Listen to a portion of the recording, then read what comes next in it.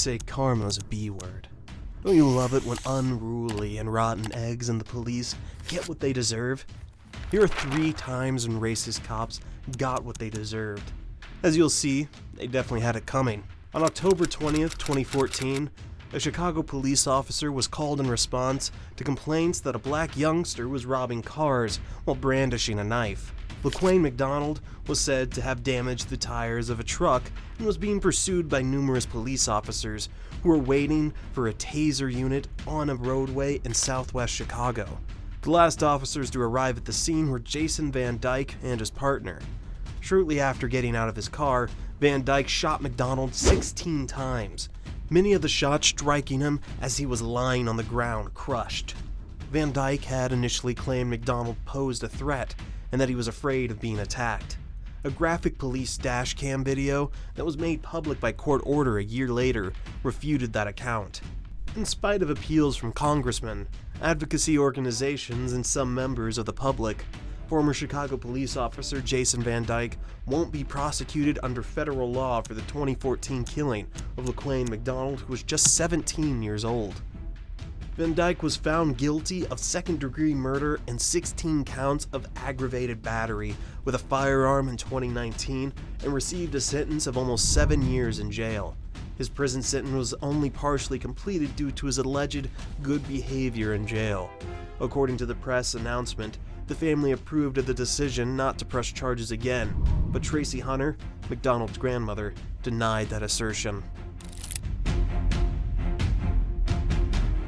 Jordan Edwards' death apparently looks like a deliberate action. The teen's constitutional rights were allegedly violated because undue excessive force was employed by a former officer. In a federal civil case taken up against Roy Oliver, a former Balch Springs police officer who was convicted of fatally shooting an unarmed 15-year-old black kid, Oliver was accused of firing at a car carrying a group of teenagers, hitting Jordan Edwards in the back of the head and instantly killing him. Jordan, an honor roll student who was described as cheerful, eager, and pleasant, was murdered in 2017. Oliver, who is white, is currently serving a 15-year jail term for this crime. Oliver was convicted of murder in Texas for the first time in 45 years as a result of his 2018 conviction. Before the civil trial, the Edwards family lawyer, Daryl Washington, stated in a statement, "This is the last phase of the legal process for the family. The family wants Roy Oliver to be held fully accountable for his wrongful acts." As the norm, Washington naturally anticipated the usual claims of government workers, which is capable of protecting them from litigation for performing their duties from Oliver, which is exactly what many psychopaths have used as an opportunity to do unspeakable wickedness. The accused previously argued in court that the concept should prevent him from being sued. 2 appeal judges were divided on this issue, but one of them determined Oliver isn't protected because a reasonable jury could conclude the car full of teenagers presented no immediate threat. According to testimony at the murder trial, Oliver and another officer, Tyler Gross, responded to a report on April 29, 2017, regarding a loud party and underage drinking at Barron Drive address in Balch Springs, which was later discovered to be a false report as there was no alcohol or drugs present. The cops heard gunfire outside while they were inside the house. Investigators would subsequently conclude that the shots were fired from a nearby nursing home's parking lot. Jordan, his 2 brothers, and 2 friends got into a car to leave, and Oliver, a 6-year veteran of the force, retrieved his gun from his patrol vehicle.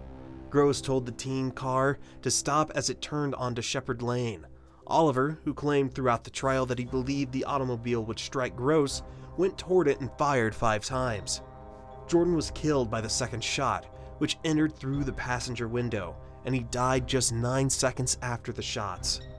The brothers of Odell Edwards Jordan, who are now adults, first brought legal action against Oliver and the municipality of Balch Springs in 2017. They said in court documents that the police force continually failed to train its officers adequately in the constitutional use of force. 27-year-old police officer Holtzclaw was finishing up his shift on the northeast side of Oklahoma City. He had turned off his computer in his patrol car and allegedly conducted a traffic stop without requesting assistance or informing his station in any other way. According to investigator Kim Davis, who detailed the victim's experience, JL, a 57-year-old grandmother who was driving home after playing dominoes with a friend. JL was unable to roll down her damaged driver's side window as Officer Holtzclaw approached her vehicle. Officer Holtzclaw inquired about JL's whereabouts.